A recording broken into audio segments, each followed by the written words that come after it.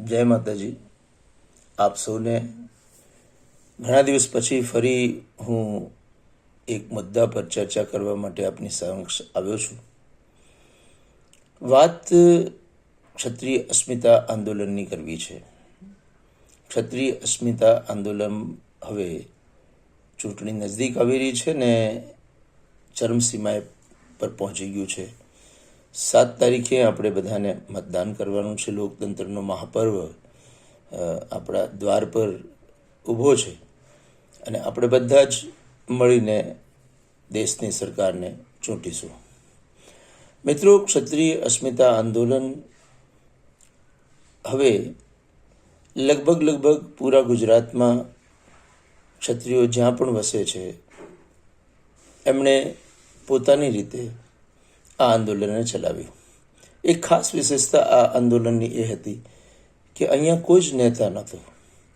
એક વિચાર જે રાજકોટથી ઉત્પન્ન થયો, એક અપમાનની લાગણીથી ઉત્પન્ન થયો અને ધીરે ધીરે એ સમગ્ર ગુજરાતમાં પસરી ગયું.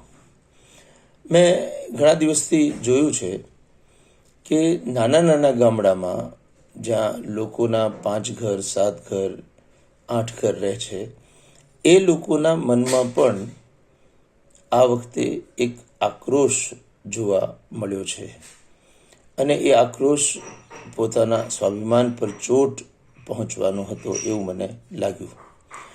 મિત્રો, ઘણા બધા પડાવો આ આંદોલનને જોયા. સંકલન સમિતિ પોતાની રીતે વારંવાર આંદોલનને એક દિશા દેવાનો પ્રયત્ન કરતી રહી છે. વચ્ચે પદ્મનીબા વાળા જે આંદોલનમાં પહેલાં જોડાયેલા હતા, એગ્રેસિવ ઢંગથી જોડાયેલા હતા, એમના સ્ટેટમેન્ટના વળાંકો પણ આપણે મહેસૂસ કર્યા છે. હમણાં હું આજે સમાચાર પત્ર પર નજર નાખી રહ્યો હતો તો ખબર પડી કે માંધાતા સિંહને રાજાઓએ આખા આંદોલન વિશે વાત જે કરી છે એમણે કીધું છે કે આપણે હવે ભારતીય જનતા પાર્ટીને સપોર્ટ કરવો જોઈએ, મોદીજીની સરકાર લાવવી જોઈએ અને એ રીતે આ આંદોલન હવે સમેટી લેવું જોઈએ. એક વાત તો તય છે કે થોડા ઘણા અંશે પણ આ આંદોલનનો અસર આ વખતની ચૂંટણીઓ પર જોવા મળશે, એમાં કોઈ દોરા નથી.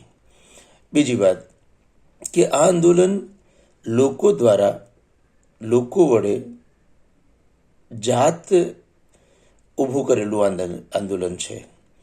એટલે રાજાઓ કે જે હવે લોકપ્રતિનિધિ આપણે લોકશાહીમાં જાણીએ છીએ કે એ પણ આપણા જેવા જ સામાન્ય મતદારો છે, એ જ્યારે અપીલ કરતા હોય છે ત્યારે એમની કરેલી અપીલ જરૂર જનતા સુધી પહોંચે, આપણા સુધી તો પહોંચે જ, કેમ કે એ આપણા અગ્રજ છે, આપણા વડીલો છે.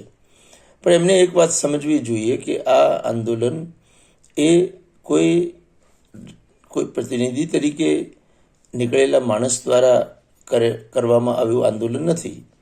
આ આંદોલન સામાન્ય ક્ષત્રિયો જે ગામડામાં વસે છે, ખેતી કરે છે, નાના મોટા ધંધા કરે છે, નાના મોટા વ્યવસાય કરે છે, નોકરી કરે છે, એ લોકોએ સ્વયંભૂ ઉપાડ્યું છે. એટલે આજની તારીખે એવું કહી શકાય કે આંદોલન સ્વયંભૂ પ્રજા દ્વારા, ક્ષત્રિયો દ્વારા પ્રજા સુધી પહોંચાડવામાં આવ્યું અને એની અસર તો દેખાશે જ. એની એ પડઘા ધીરે ધીરે રાજકીય આગેવાનોના જે પ્રકારના સ્ટેટમેન્ટ આવે છે એનાથી લાગી રહ્યા છે. મિત્રો, હમણાંના સ્ટેટમેન્ટ તરફ પણ થોડીક વાત કરવી છે. ઘણી બધી ચીજો આવી. વચ્ચે રાહુલ ગાંધીના એક સ્ટેટમેન્ટની આડ અસર ઊભી કરવાની કોશિશ કરવામાં આવી કે મહારાજાઓ વિશે રાહુલ ગાંધીએ આવું બોલ્યું હતું. આમ આદમી પાર્ટીના એક ઉમેદવાર પણ એવી રીતે બોલ્યા અને પછી એના પણ પ્રતિક્રિયા આવી.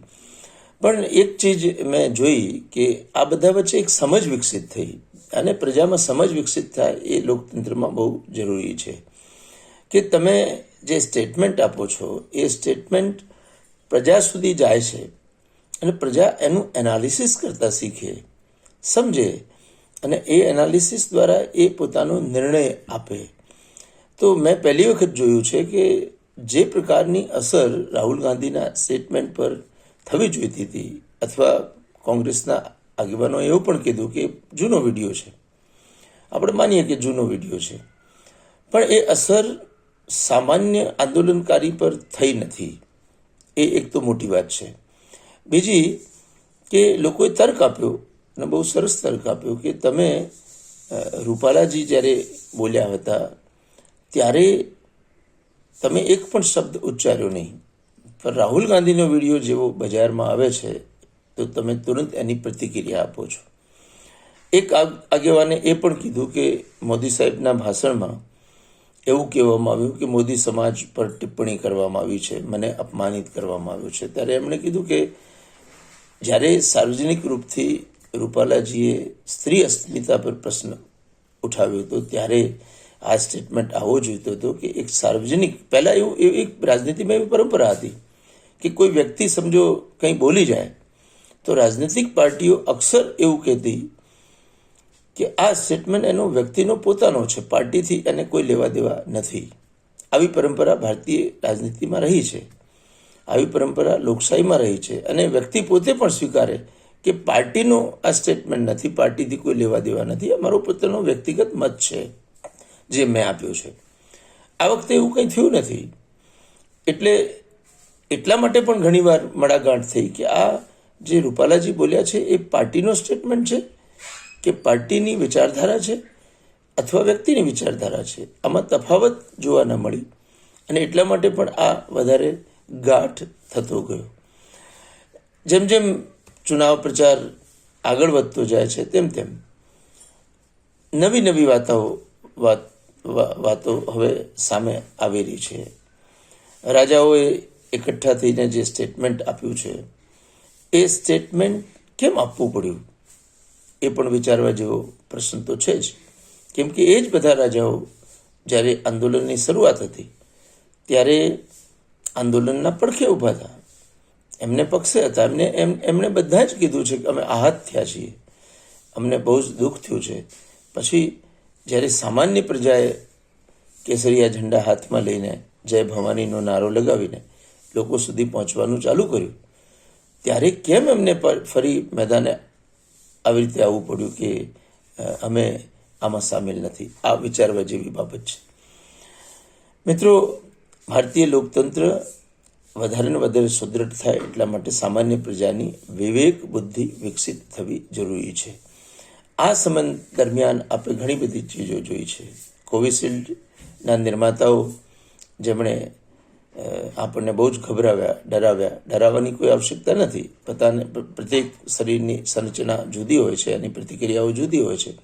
સ્વાસ્થ્ય જીવન એ આપણા શરીરની જે બાયોલોજિકલ સિસ્ટમ છે એના પર નિર્ભર કરે છે. છતાં એક ભય મનમાં થયો કે આપણે કોવિશિલ્ડ લીધી છે તો શું થશે.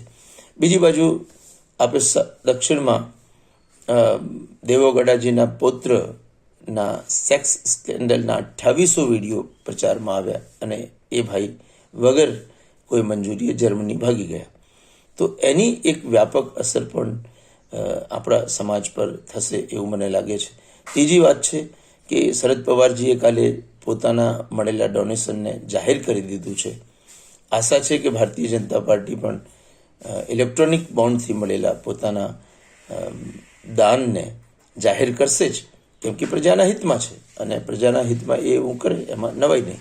આપણે બધા મળીને લોકતંત્રના આ પર્વને ઉજવશું, વધારે ને વધારે વોટિંગ કરશું, અને પરિણામ સુધી આ વોટિંગ પહોંચશે એવી મને પૂર્ણ આશા છે. કાલે જ હું સમાચાર પત્રમાં વાંચતો હતો કે મોદીજી વધારે ને વધારે એ કોંગ્રેસ મેનિફેસ્ટોની ચર્ચા કરે છે. અશોક ગેહલોત તો એટલા સુધી કીધું કે કોંગ્રેસ મેનિફેસ્ટોની ચર્ચા કરીને મોદીજીએ કોંગ્રેસ મેનિફેસ્ટોને લોકો સુધી પહોંચાડ્યું. મેનિફેસ્ટો શું છે? મેનિફેસ્ટો કોઈ પણ પાર્ટી શું કરવા ઈચ્છે છે, આગામી સરકારમાં શું કરશે, એ આયોજન છે, અને એ આયોજન પ્રજા સુધી પહોંચાડવું રહ્યું. એટલા માટે આ મેનિફેસ્ટોની ચર્ચા પણ પ્રજા વચાળે થવી જોઈએ, જે હજી સુધી એટલી બધી થતી નથી. ધાર્મિક મુદ્દાઓ અને એક શબ્દ વારંવાર પ્રચારમાં આવે છે શહેજાદા, એ કેમ ઉર્દુની શબ્દાવલી પ્રચારમાં આવી જાય છે ને અચાનક એને ધ્રુવીકરણ તરફ લઈ જવામાં આવે છે, એ પણ પ્રજાને સમજવું જોઈએ. તો આ પ્રચાર ચાલી રહ્યો છે, એના વચ્ચે આપણે લોકતંત્રના મહાપર્વને ઉજવવાનું છે. 6 તારીખ 7 તારીખે આપણે વોટિંગ કરશું, મોટા ભાગે વોટિંગ કરશું, કેમ કે આવા અવસર ફરી આવતા નથી. અને યાદ રાખજો, વોટ એ મોટું શસ્ત્ર છે, એનો ઉપયોગ કરવો આપણા બધાનું કર્તવ્ય છે. આશા રાખું છું કે આપ મોટી સંખ્યામાં બહાર નીકળશો, નિર્ભય થઈને વોટ કરશો અને એ નિર્ભયતા પરિણામ સુધી પહોંચાડશે એવી મા ભગવતીને અપેક્ષા કરું છું. જય માતાજી.